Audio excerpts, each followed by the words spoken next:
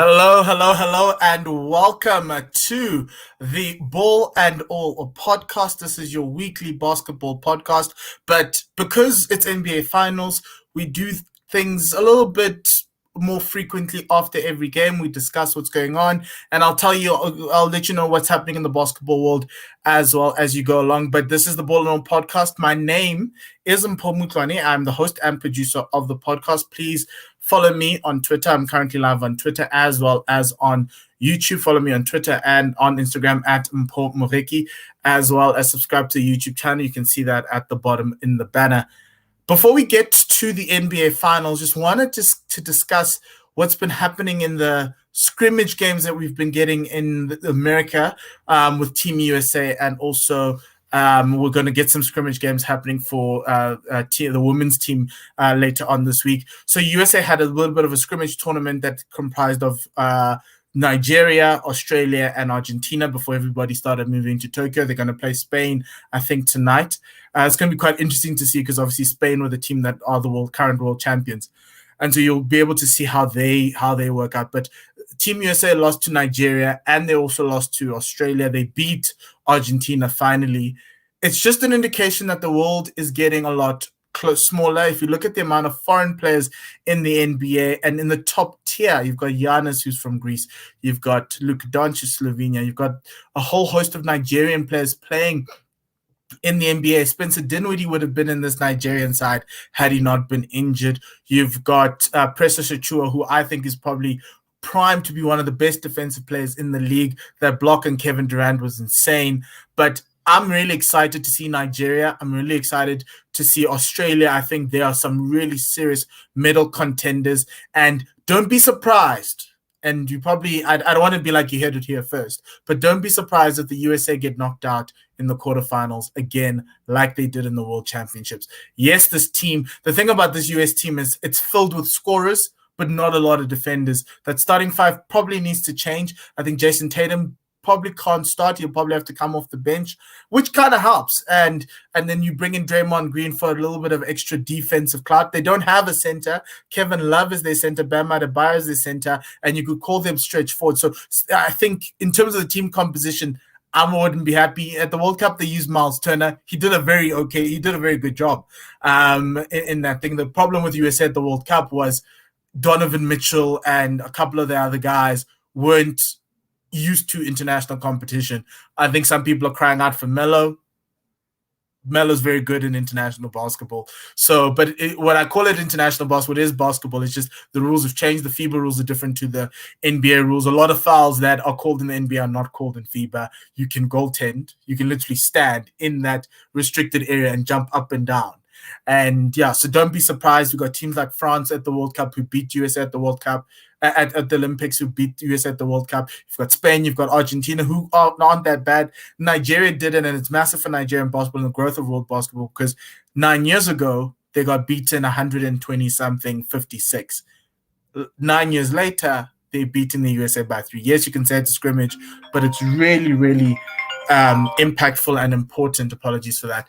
For the growth of basketball in Africa as well as the globe, because as more international stars are coming through, like next year's draft, watch this kid, Victor Wembanyama. He went wild on the US kids in the FIBA Under-19 this weekend. He is such a great prospect. He's French. That's what happens. Defensive Player of the Year, French.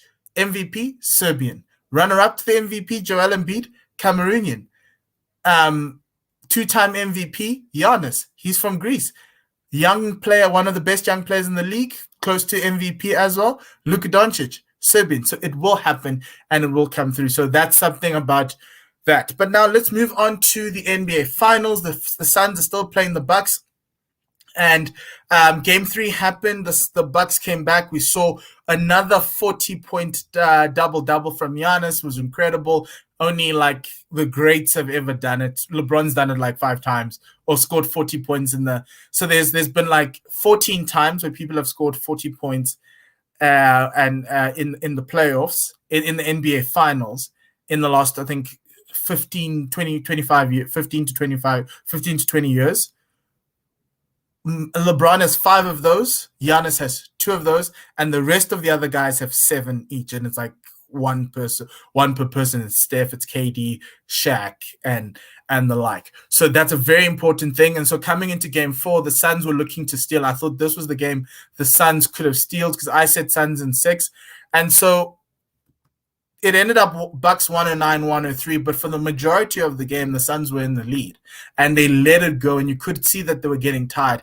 Most important thing, I think, from the Suns' perspective, Chris Paul looked very tired. He looked like he needed a week of rest. He looked like it's like Drew Holiday was just on him all the time, and he was, but like Chris Paul just wasn't the Chris Paul we knew. Devin Booker carried this team on his back. He scored 42 points in a losing cause. Oh, another person who scored 40 points in an NBA game in a losing cause. And so to a certain extent, it was actually the stat on Giannis is 40-point triple doubles. It's not double doubles. It's not. It's not 40 points. But the thing for me with the Suns team was that this was the game that I thought they should have poached. But it's still on serve, and they get the home court advantage in game 7. But they had the Bucks were shooting poorly today. They shot, I think, 40% from the field, and 29% from 3. And this was the game you could have pulled them away. At first quarter, it was a 5-point difference. You were like, no, because the Suns were shooting well. But the big problem with the Suns was the turnovers. The turnovers weren't leading to points; they were just giving the Bucks extra possessions. And yes, maybe they didn't lead to points, but somehow it was a second chance opportunity or whatever it is. But the Bucks were somehow getting stops, even when they were shooting very badly. And they were keeping up with the pace. At halftime, it was tied. And then you kind of found that the Bucks were getting a little bit of a rhythm. In the second half, it took them a while, but Chris Middleton got his rhythm early, and he just kept on going. They kept on going to him a lot because he was thinking. The one problem with the Bucks that I had was in the first half, they were flat energy-wise, and the energy of this team comes from Giannis. That's part of what leadership is, right? And he didn't necessarily come with that fire that he came into game 3. As many coaches say, once you show me something, and I'm going to expect for you to do it over and over again. So here's the thing. Giannis in game 3 showed us that he can play the role man. He can play the two-man game, screen and roll to the basket. Yes, maybe Chris Middleton's a little bit hot, so you need to allow him to play. But there were moments where in game 3 where he had Cam Johnson and he punished the Bucks. He had Jay Crowder on the court and he punished the Suns. I beg your pardon. When the Suns were in micro ball, Giannis was just feeding. In this game 4, when the Suns went micro ball, he didn't punish them. The Suns, I think, were on a plus minus, were better playing micro ball with Giannis at the 5 than having DeAndre Ayton on the court and trying to compete with Giannis. It was just baffling that Giannis just couldn't do it. And everyone's going to talk about the wall. We've known about the wall ever since that Toronto series. That's how Toronto wanted to stop Giannis. They succeeded, but he became better at it. And in game 3, they built the wall and Giannis broke it. You know, Giannis would pick up the ball at half court and he'd pick up a head of steam. But he didn't do that today. He didn't have that. Yes, he came out with 26 points. And yeah, that was great. But that's Giannis. You expect 26 points is a good day out for Giannis. But it does not guarantee a win for the Bucks. Had game 1 and 2, game 1 essentially, had Chris Middleton had a cold night, we were looking at a 3-1 Suns, with Giannis only scoring 26 points. And in game 1, we were excusing it because it was his first game back and we didn't understand how fit he was. He's fully fit now. He needs to be able to put up those big baskets. He needs to demand the ball when moments are flat. In the third quarter, when Devin Booker scored 20 points, and I think the Bucks scored 21. That quarter, Giannis should have said, give me the ball. I'm going to the post. Whoever's on me, I'm backing you up, pushing you away, and dunking the ball like he did in game 3. He didn't do that. But the Bucks' defense was great. It was amazing. It was Drew Holiday. Those pick and rolls were ineffective. I'm surprised they didn't run a lot of that Spain pick and roll action with the double screen and then getting the center to come up and getting that screen, and then you can drop the ball and roll. I didn't think they should have run that a little bit more, the Suns, but the Bucks were just amazing on defense. They had their hands, and oh my word, that block from Giannis to stop that alley-oop from because if DeAndre Ayton dunked that ball, momentum shifts over to the Suns in the final minute, and then you find yourself in a different game. But Giannis in that fourth quarter, the Bucks defense was incredible, and it stopped. So the Suns only got 21 points in that quarter, and the Suns scored 30. The Bucks scored 33. That was probably one of the best periods of defense with Giannis in the block. They went back, they scored, they came back again on the Suns. Then came back with Chris Paul. Chris Paul then slipped. He kind of lost his footing, but he lost his dribble, converted the turnover, all because Jrue Holiday is hounding him, and they go back and score. And the scores now there's a 5-point lead, but kudos to Chris Middleton. Chris Middleton scored 40 points, 7 rebounds, 7 assists. Giannis came through with 26 points and 14 rebounds. Pat Connaughton was a key for the Bucks in this game. He shot 3. He scored 3 3-pointers. That was so impactful for this team.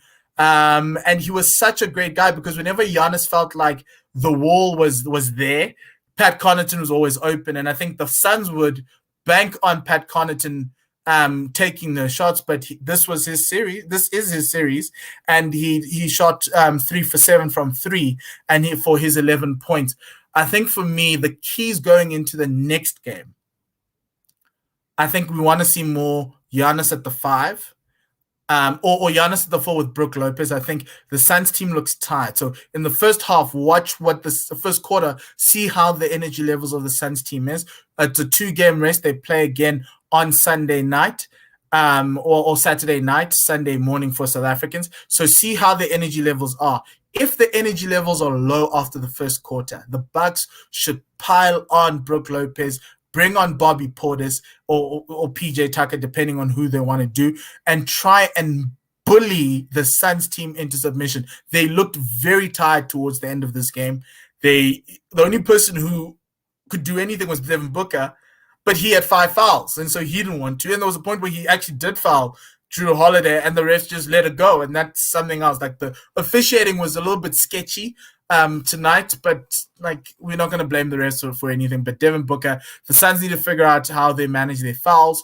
I think they should have gone to DeAndre Ayton a lot more. In the first half, he was getting a lot of joy inside the paint because the Bucks weren't defending as well in that point, but then he never got the ball afterwards. Nobody ever gave him pick and rolls. Chris Paul was all in his head. I think Chris Paul, because here's the thing, I think as a point guard, if shooting's not great, get other guys going, and he wasn't getting other guys going. And Cam Johnson, Jay Crowder, they came through. Mikal Bridges came through defensively. Chris Paul, this team needs him to try and get everybody else in. They weren't moving as well as we've seen over the first 3 games. So I'm hoping that from a Suns perspective, they get home, the crowd energizes them, they start playing, they start moving the ball around, they start being free, and then you start seeing a different Suns team because it's styles makes fight.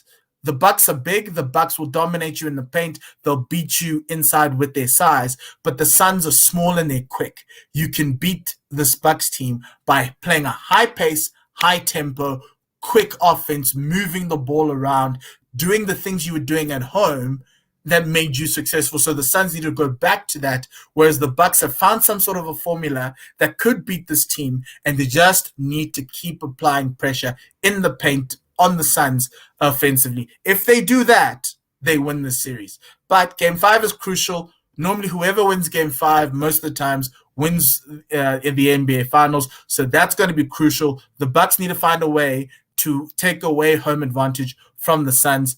This is the best part because the Suns look tired.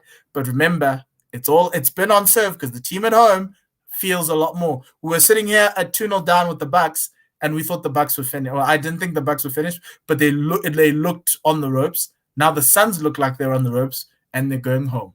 So they'll be staying in their beds and seeing how it is. But exciting. I'll be back again for that. Remember to like and subscribe onto the Ball and All podcast on YouTube, and also follow me on Twitter. Thank you very much for listening. Send through your comments or anything on Twitter and Instagram. I do reply. Also on YouTube as well, so please do so. Thank you very much for the support. Have a great weekend. Enjoy the basketball. And from myself and Mpho from South Africa, have a great day, and lesale kakagiso.